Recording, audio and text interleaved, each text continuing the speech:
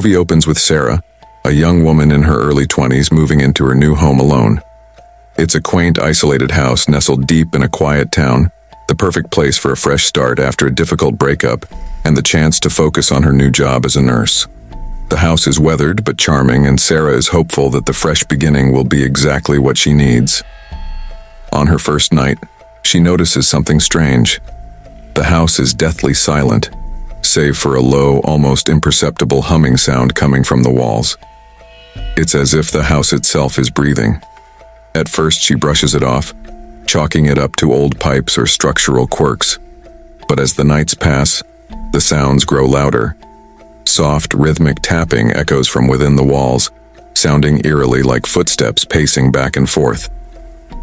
When she listens closer, the humming transforms into a soft whispering, low and unintelligible.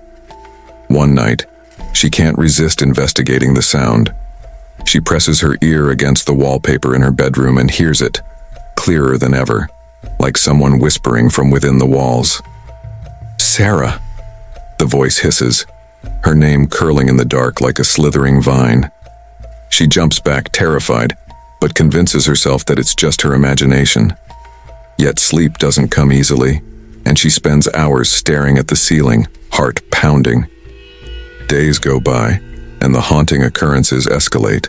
Her kitchen lights flicker whenever she tries to cook, and her front door occasionally unlocks itself, swinging open to the empty darkness beyond. Sarah's nerves are frayed, but the rational part of her mind fights to ignore it. She chalks it up to a lack of sleep or maybe lingering stress from her recent breakup. Then, one night, she wakes up to the sound of heavy breathing. This time, not from the walls, but at the foot of her bed. She freezes, holding her breath, unable to move. Her mind races, trying to explain the noise, when a cold, bony hand clamps around her ankle, squeezing with terrifying force. She yanks her leg away and flips on her bedside lamp, but the room is empty. Heart pounding, she realizes her door is open, leading into a pitch-black hallway. The next day, Sarah goes into town, desperate to escape the house and clear her head. She stops by a local diner, hoping a familiar scene will soothe her nerves. A waitress strikes up a conversation with her, noticing Sarah's pale and frazzled state. When Sarah mentions the house, the waitress goes quiet, her face growing pale. "That's the old Wilkins place," she says quietly, as though uttering the words themselves were a sin. She tells Sarah that the house was once owned by a couple, the Wilkins, who disappeared without a trace one Halloween night decades ago. The neighbors spoke of strange noises coming from the house, whispers in the walls, and sightings of shadowy figures lurking in the windows, even after the house had been empty for years. Sarah, shaken, rushes home, hoping to find some rational explanation. But the whispers are louder that night, as though someone, or something, is trying to communicate with her. She begins to feel trapped in the house, as if unseen eyes are watching her every move. When she tries to leave, the doors refuse to budge no matter how hard she pulls. The windows won't open, and the phone is dead.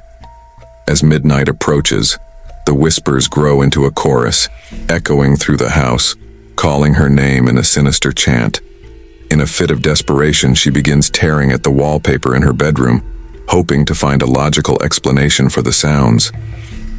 Beneath the paper, she uncovers long, deep scratch marks carved into the walls, as if someone had clawed at them in a desperate attempt to escape. Her hands tremble as she steps back, trying to comprehend what she's seeing, but a frigid gust of air sweeps through the room, extinguishing all the lights. In the darkness, Sarah sees it, the shadowy figure of a woman, her face gaunt, her eyes hollow and unseeing, standing just inches away. Her whisper is barely audible, yet it resonates in Sarah's mind. "Join us, in the walls." Horrified, Sarah backs away, only to feel cold fingers wrap around her shoulders. She's not alone. More shadows emerge from the corners of the room, their faces pale and twisted with agony, reaching for her. The walls begin to close in as if the house itself is alive, eager to consume her. In her last moments, Sarah lets out a scream that echoes through the house, silenced almost instantly by the suffocating darkness. And then, silence. The scene cuts to a realtor showing the house to another young couple, a fresh smile on her face as she describes the property's cozy charm. But as they walk through the empty house, a faint whisper can be heard from the walls, barely discernible yet chilling. "Help us."